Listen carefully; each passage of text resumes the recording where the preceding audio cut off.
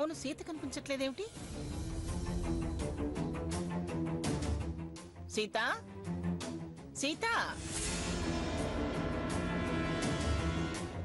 సీత,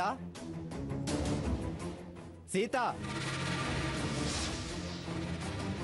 కనిపించక చాలాసేపు అయింది. నేనింకా వాళ్ళ గదిలోనే ఉందనుకున్నాను. నానమ్మ, సీత గదిలో లేదు.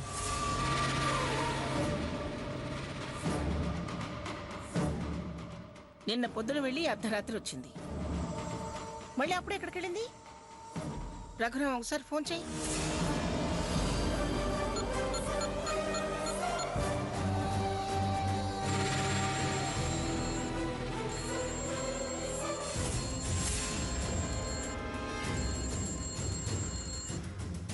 నానమ్మ, ఫోన్ గదిలోనే వదిలిపెట్టినట్టుంది. నేను వెళ్ళి చూసొస్తాను. ఇంత పెందలాడే ఎవరికి చెప్పకుండా ఎక్కడికెళ్ళి ఉంటుంది?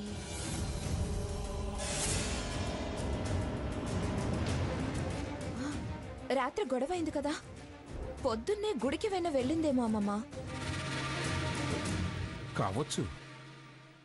ఫోన్ ఇంట్లోనే వదిలేసి వెళ్ళింది నానమ్మ. చెప్పెళ్ళొచ్చుగా. లాయర్ గారు, ఆ పేపర్స్ లో ఆస్తి డీటెయిల్స్ అన్ని ఉన్నాయి. మీరు తీసుకెళ్లి టైప్ చేయించి తీసుకురండి. సీత వచ్చిన తర్వాత సంతకాలు పెడుతుంది. అలాగేనమ్మా. నమస్కారం. ఏమిట్రా రఘురామ్, ఏమిటి దాని నిర్లక్ష్యం? కనీసం నీకన్నా చెప్పకుండా అలా వెళ్ళడం ఏమిటి? గుడికి కూడా చెప్పటాలు పర్మిషన్లు అవసరమామంగా. మీరు ప్రతిదాన్ని గుడ్డిగా సమర్థించి మాట్లాడకండి. రాత్రి గొడవైంది ఇలా వెళ్ళినందుకేగా. మళ్ళీ ఫోన్ ఇంట్లో వదిలేసి ఎవరికి చెప్పకుండా వెళ్ళడం ఏమిటి? ఇంతమంది ఉన్నాం, ఎవరితోనైనా చెప్పెళ్ళొచ్చు కదా. నానమ్మ, తను బహుశా మళ్ళీ హాస్పిటల్కే వెళ్ళి ఉంటుంది. ఈవిడో మదర్ తెరిసా అనిపించుకుందామని. అయినా మన ఇంట్లో ముఖ్యమైన కార్యాలు వదిలేసి పరాయి వాళ్ళ సపర్యలేమిటో. దేనికైనా పద్ధతి ఉంటుంది. టైం ప్రకారం తినటం, విశ్రాంతి తీసుకోవటం కూడా పద్ధతేమంగా. వస్తుంది లేవే. పద, మనం టిఫిన్ చేద్దాం. మహానుభావ, మీకంత ఆకలి దహించుకుపోతుంటే మీరు వెళ్ళి తినండి.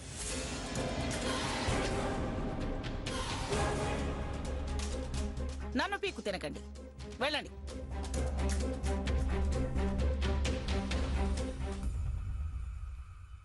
అవును, సాకేతేడి? బావా గదిలోకి వెళ్ళారు తాతయ్య. సరే స్వర్ణ, వెళ్ళి పిలుచుకురాపో, టిఫిన్ చేద్దాం. బావా, బావా, బావా.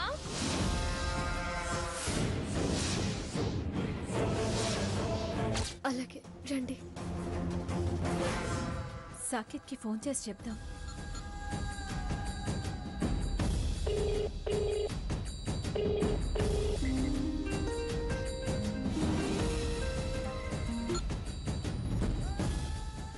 సీత హోటల్కి వచ్చిందా? ఏంటి హారతి నువ్వు చెప్పేది?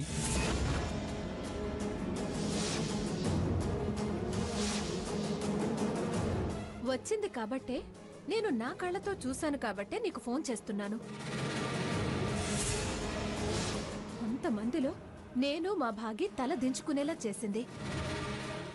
నిన్న కాక మొన్న షాపులో నువ్వు నన్ను కొట్టేలా చేసింది. ప్రతిసారి మన జర్నీలో స్పీడ్ బ్రేకర్లా అడ్డుపడుతున్న సీత ఇవాళ ఇలా నా కంట పడింది. నీతులు చెప్పేది, చాలా పద్ధతులు వివరించేది. అది తప్పు, ఇది తప్పు అని వేలెత్తి చూపించేది. ఇప్పుడు హోటళ్ల వెంట తిరుగుతుంది. నాకు అస్సలు నమ్మబుద్ధి కావడం లేదు. నువ్వు నమ్ము నమ్మకపో, నేనైతే నిజం చెప్తున్నాను. నమ్మితే వెంటనే హోటల్ ఆర్కేకి బయలుదేర్రా. రెడ్ హ్యాండెడ్గా దొరుకుతుంది. ఇక్కడే అందరి ముందు తల దించుకునేలా చేయొచ్చు. మనకు జరిగిన అవమానాలన్నిటికీ కలిపి ఒకేసారి ప్రతీకారం తీర్చుకోవచ్చు. అది నా కంట పడటం నీకు కలిసొచ్చిన అదృష్టం. ఆ అదృష్టాన్ని అందుకోవాలి అనుకుంటే రా, లేదు నేను దురదృష్టవంతుడుగానే బతుకుతాను అంటే నీ ఇష్టం. ఉండిపో. నువ్వు ఎంత త్వరగా బయలుదేరితే అంత త్వరగా ఈజీగా దాన్ని మీ ఇంటి నుంచి దూరం చేయొచ్చు. బావా కరెక్ట్గా చూసావా? నీకేమైనా మెంటలా సాకెట్? క్లియర్గా చెప్తుంటే మళ్ళీ కరెక్ట్గా చూసావా అంటావే? నీకేమైనా మెంటలా? క్లియర్గా చెప్తుంటే మళ్ళీ కరెక్ట్గా చూసావా అంటావే? ఎవరితో బావా మాట్లాడుతున్నావు? మా మేనేజర్తో. అయినా ప్రతిదీ నీకు కావాలా? తప్పుకో.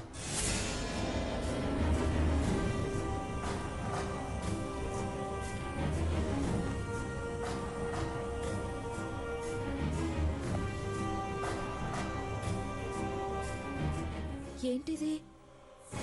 బావ పెద్ద బావ గదిలోకి వెళ్తున్నాడు. బావ మారినట్టు, ఆ హారతిని లైఫ్లోంచి డిలీట్ చేసినట్టు ఎంత నాటకం ఆడుతున్నాడు. వీళ్ళ మధ్య సంబంధం కంటిన్యూ అవుతుందా? చెప్తా దాని సంగతి. ఈసారి మాటలతో కాదు, చేతులతోనే చెప్తాను. అది పిలవగానే పరిగెత్తుతున్నావా? ఎంత ప్రేమ, ఎంత స్పీడ్! అందరినీ మోసం చేసి దాని పళ్ళకి ఇంకా మోస్తున్నావా?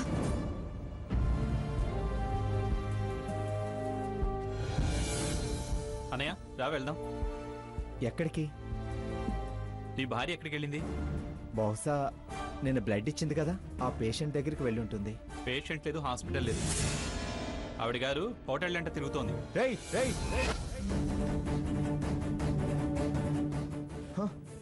What nonsense you are talking? ఇక్కడ నా మీద కాదు, అక్కడ హోటల్ ఆర్కేలో ఉన్న నీ పెళ్ళం మీద ఎత్తు. నరకడానికి ఈ చేత్తో కత్తి పుచ్చుకుంటూ అక్కడ డిసైడ్ చేసుకో. రా రా. రేయ్ సాకేత్, సాకేత్, పద. సాకేత్, నా మాట విను. రా. ఎక్కడ తీసుకెళ్తున్నావు? సాకేత్, త్వరగా రా. రేయ్, రా అన్నయ్య. రా. సాకేత్, ఏమైంది? రా.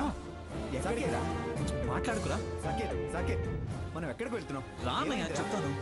సాకేత్, ఇక్కడ నా మీద కాదు, అక్కడ హోటల్ ఆర్కేలో ఉన్న నీ పెళ్ళం మీద ఎత్తు.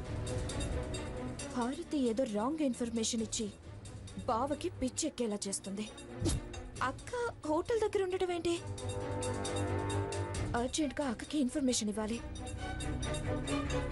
అయ్యో, అక్క ఫోన్ ఇంట్లోనే వదిలేసి వెళ్ళింది కదా. అక్కని ఎలాగైనా కాపాడాలి.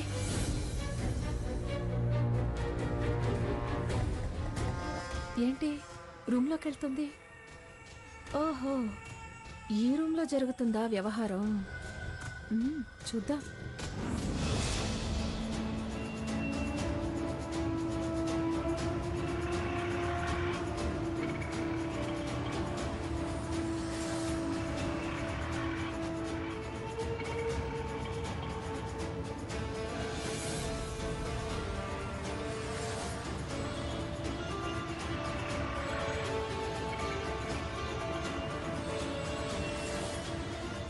ఫాస్ట్గా బాబు, తొందరగా వెళ్ళివు.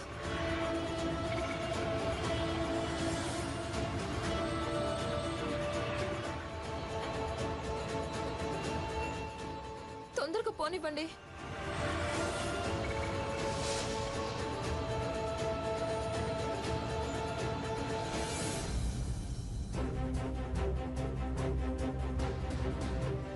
హలో,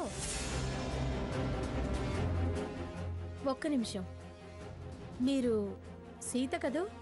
అవునండి, నేనే. మీరు డాక్టర్ సరోజిని గారు కదా? Yes, you are right. మీరిక్కడ? మేము ఒక 2 రోజులు తెలిసిన వాళ్ళ కోసం ఈ హోటల్లో క్యాంప్ అరేంజ్ చేశాము. చాలా మంచి పని చేస్తున్నారండి. అవును, నువ్విక్కడ? ఆ, ఒక చిన్న పనుండి ఇక్కడికి వచ్చాను. నేను కలుస్తానండి. సీత, నేను రూమ్ నెంబర్ 312లో ఉన్నాను. నీకేమైనా అవసరమైతే నన్నొచ్చి కలువు. అలాగేనండి.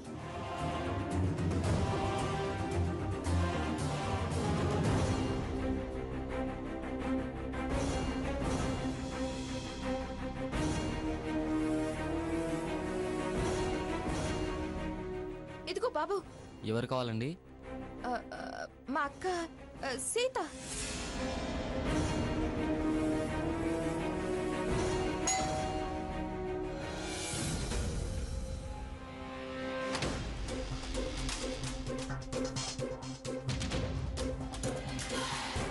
అవసరం లేదులే, నువ్వు వెళ్ళు.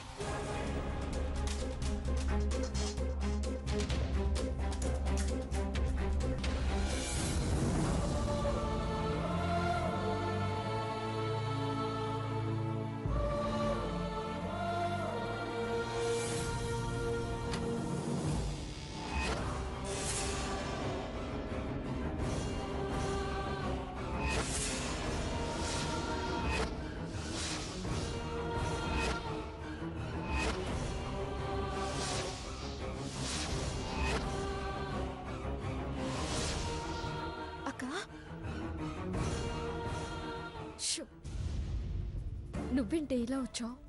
నేను రావటం అటుంచు. నువ్వేంటి ఈ హోటల్లో ఉన్నావు? మెల్లగా.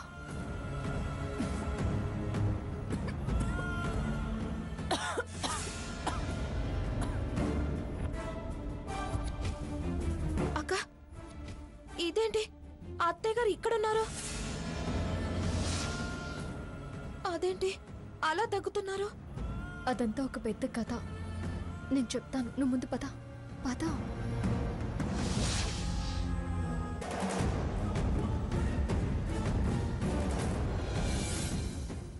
అక్క, అసలు ఏమైందక్క? నిన్న నేను గుడికెళ్ళినప్పుడు ఫోన్ వచ్చింది. అరే అత్తయ్య, ఏంటత్తయ్య ఒంట్లో బాగోలేనప్పుడు అశ్రద్ధ చేస్తారా? డాక్టర్, ఆ రిపోర్ట్స్లో ఏముంది? తనకు క్యాన్సర్. ఇంజెక్షన్స్ మందులు రాశాను, తెప్పించి వాడండి. అలాగే డాక్టర్ సంజయ్ గారికి మీ అడ్రస్ ఇస్తాను, వారు మిమ్మల్ని కలుస్తారు. అలాగే డాక్టర్. సరే అత్తయ్య, మీ మాట ప్రకారమే ఎట్టి పరిస్థితుల్లోనూ మీ విషయాన్ని బయట పెట్టను. ఇందాకే స్పెషలిస్ట్ వచ్చి అత్తయ్య గారిని చూసి వెళ్ళారు. అక్క, నువ్వు ఆ డాక్టర్తో మాట్లాడ్డావు? ఆ హారతి చూసినట్టుంది. ఏంటి నువ్వనేది? దానికి ఆ విషయం తెలియక బావకి నువ్వెవరితోనో హోటల్లో ఉన్నావని ఫోన్ చేసి చెప్పింది. బావ పెద్ద బావని వెంటేసుకొని వస్తున్నాడు. అక్క, అర్జెంటుగా మనం ఇక్కడి నుంచి వెళ్ళిపోవాలి, లేకపోతే ప్రమాదంలో పడతాం.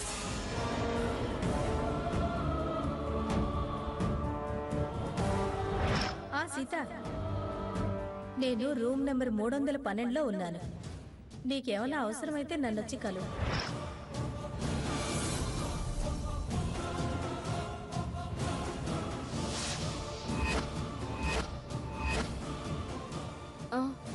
స్వర్ణ, నా కిందకి ఒక డాక్టర్ కలిశారు. ఆవిడ ఇక్కడే 312 రూమ్లో ఉన్నారు. మనం అక్కడికి వెళ్దామా? సరే, నువ్వు ముందు పద, నేను డోరేసి వస్తాను. అలాగే అక్క.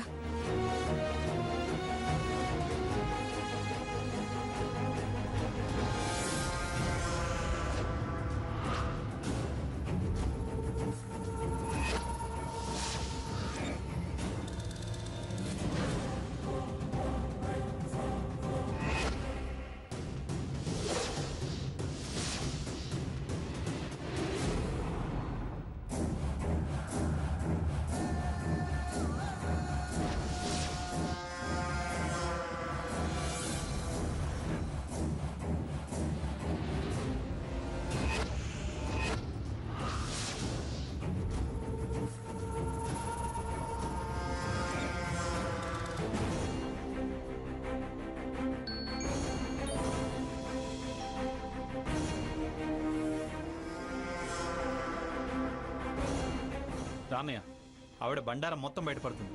రా రా రా, చెప్పాను కన్నయ్య, చూడు.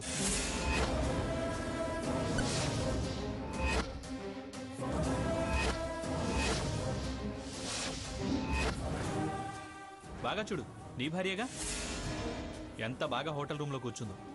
ఎవరి రూమో ఎందుకుందో అడుగు.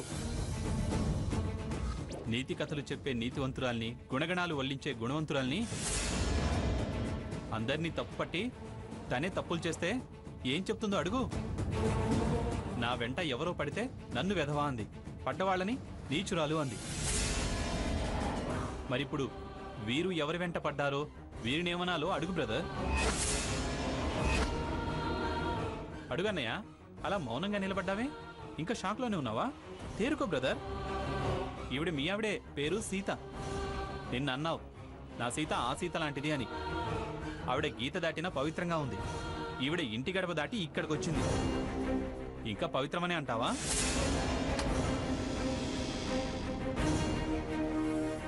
అడుగన్నయ్య, మాట్లాడు, అడుగు. ఏ మిస్టర్,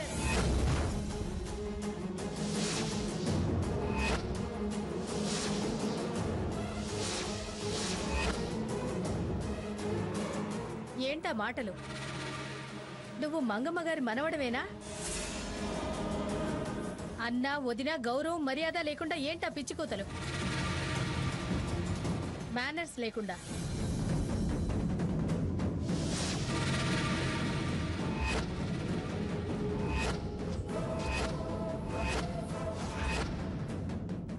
ఏంట్రా అలా చూస్తున్నావు? తను నీ భార్య.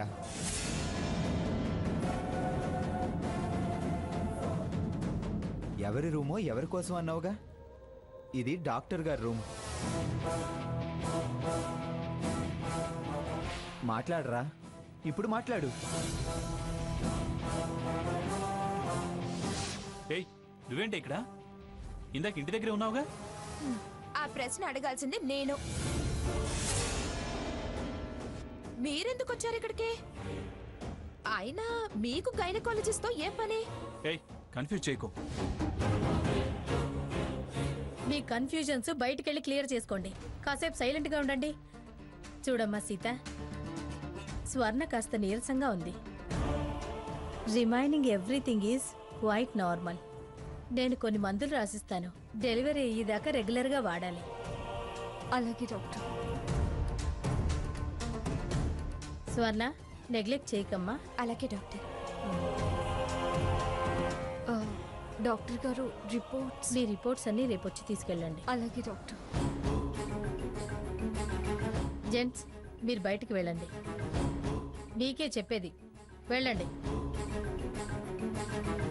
వెళ్ళండి. పద.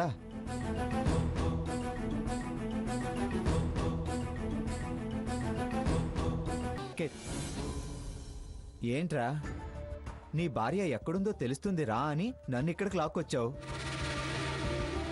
లోపల ముందు సీత కనపడగానే నోటికొచ్చినట్లు తొందరపడి తనను తక్కువ చేస్తూ తప్పు చేస్తూ వాగావు.